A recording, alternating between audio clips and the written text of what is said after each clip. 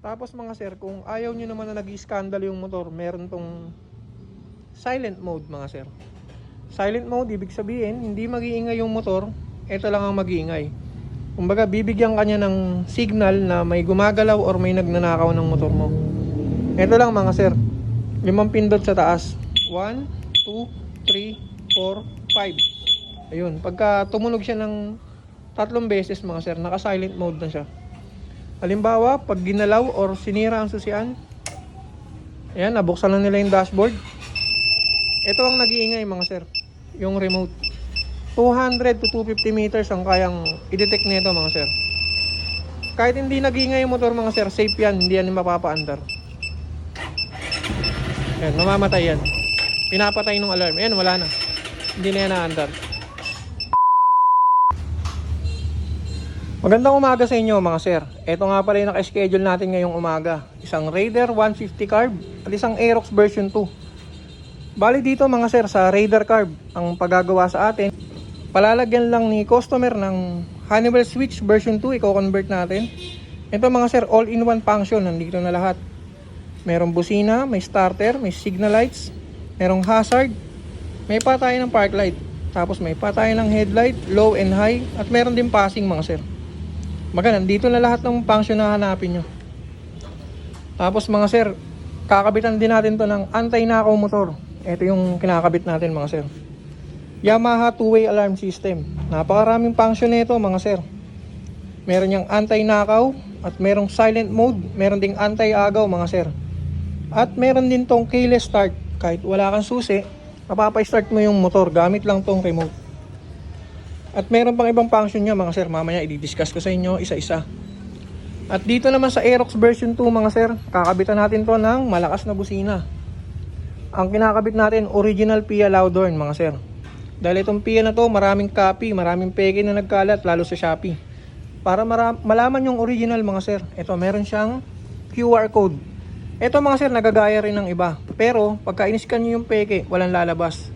Dito mga sir, pag in-scan nyo to, malalaman nyo yung mismong website ng PIA. Mas malalaman nyo kung original siya o hindi. Tapos ito mga sir, kakabitan din natin to ng anti-nakaw kagaya dun sa Raider. Ito, Yamaha din ang ikakabit natin. Lahat ng function nun mga sir, nandito rin. Ayan, meron pa tayong pending dito na Aerox overall. Tapos meron pa doon na Raider. Ayun mga sir, yung Raider na yun, tapos na natin gawin. Antayin na lang natin si customer. Bali dito mga sir, kahit iwanan nyo yung motor sa akin, safe na safe. Kasi isang buong compound kami rito. Tapos by schedule lang mga sir, hindi ako tumatanggap ng maramihan dahil ayoko ng pressure. Tsaka gusto ko nakafocus sa bawat gawa. Halimbawa yan mga sir, yan lang ang gagawin ko ngayong buong araw. So walang madalian na mangyayari. Lahat yan mga sir, solid ang pagkakagawa. So yan, gawin na natin to. Let's go! A few moments later. Magandang hapon sa inyo mga sir. Bali ito na nga po pala yung update sa ginagawa natin kanina na Raider 150 at saka Aerox version 2. Bali isa-isay natin lahat ng mga kinabit. Ito nga pala mga sir, kinabitan natin siya ng two-way alarm system, anti-nakaw at anti-agaw motor. Meron din tong keyless start, kahit walang susi may start natin yung motor gamit lang tong remote. Tapos meron din tong park locator. Ayan mga sir, walang susi, may start natin. Yan. Okay, patay. Meron tong alarm. Ayan, isang pindot lang naka-alarm na yan. Halimbawa mga sir, sinira yung susian nyo dahil gusto nakawin yung motor or kahit galawin lang. Halimbawa sinira, since naka-alarm siya, mag-iingay ito tsaka yung motor. Tapos hindi aandar. Ayan, wala. Kahit sa kick mga sir, hindi yan naandar kasi pinapatay nung alarm yung kuryente nung spark plug. Hindi maglalabas ng kuryente yun mga sir. Tapos halimbawa naman ay inagawang ka ng motor, palayuin mo lang mga sir kasi ang kayang abutin nito 200 to 250 meters. Halimbawa yan, inagawang ka, pindutin mo lang tong andado mga sir. Ito to, mamamatay yung motor, mag-iingay, tapos hindi na mapapaandar kahit anong gawin. Okay, testing. Yan, namatay yung makina. Tapos hindi mag-i-start. Yan, wala.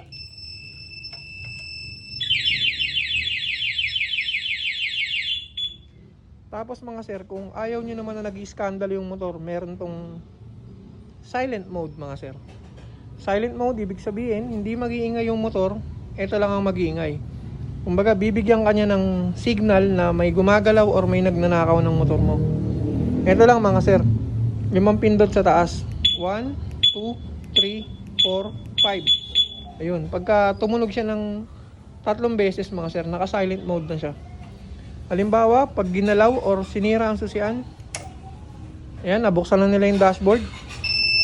Ito ang nag-iingay mga sir, yung remote.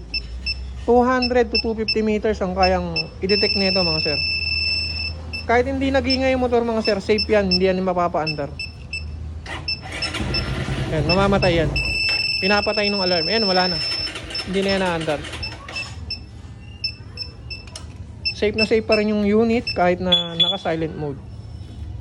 Tapos mga sir, meron din tong park locator. Halimbawa, yung motor mo maraming katulad, maraming raider, hindi mo makita. Ito lang mga sir. Ayan, sumasagot yung motor. Tapos umiilaw yung signal light. Ayan. Nga pala mga sir, pinull wave charging system conversion din natin to. Pinalakas natin yung charging system para hindi na basta-basta nalolobat. Ayan mga sir, nakabukas yung headlight. Tignan natin yung kanyang voltage.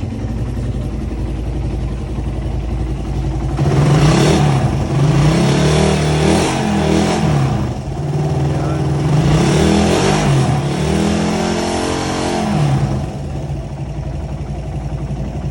14 mga sir. Okay, patay. Dito naman tayo sa Aerox version 2. Bali, ang ginawa natin dito mga sir, pinabitan din natin ng anti-knockout device at saka PIA loud horn. Bali ito mga sir, kahit magkatabi yung remote or kahit may katulad kayong alarm, gagana yung remote nyo para dun lang sa alarm na yun. Kumbaga wala siyang katulad.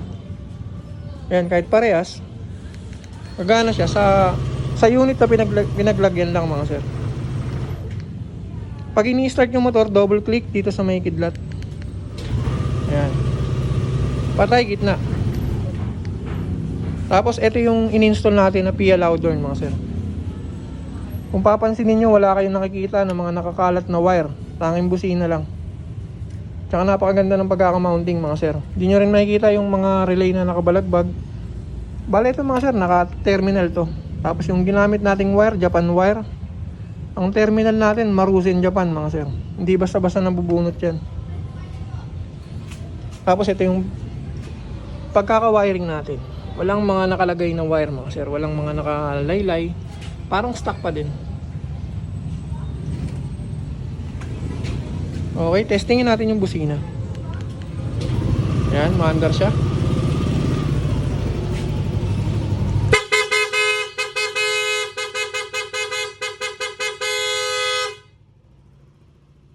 Napaka-solid tumunog mga sir. Original na PIA kasi to mga sir. Dahil maraming peking lumalabas nito, hindi ganun kalakas ang tunog pagka peke. So, i-demo din natin. Patay. Halimbawa mga sir, inagawan kayo ng motor.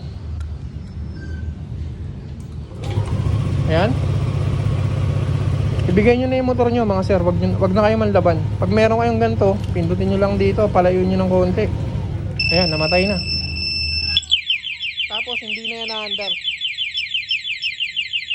Ayan, wala na.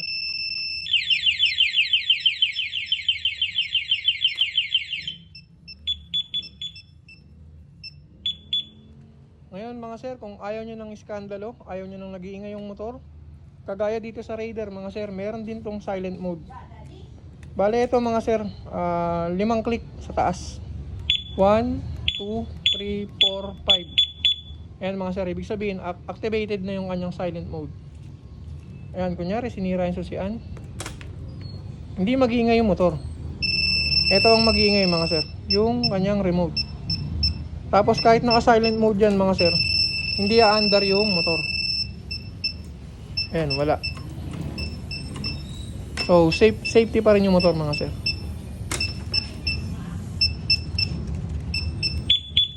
Tapos, kagaya din dun sa Raider, meron siyang park locator. Ayan. Sumasagot ng unit.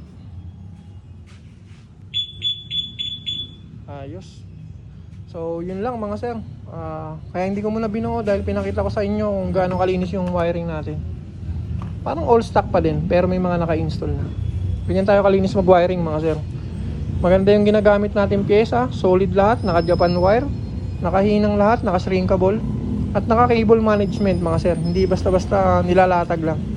May plano yung wirings. So, ayan mga sir, buuin na natin to. Maraming salamat po sa panonood. God bless and ride safe always.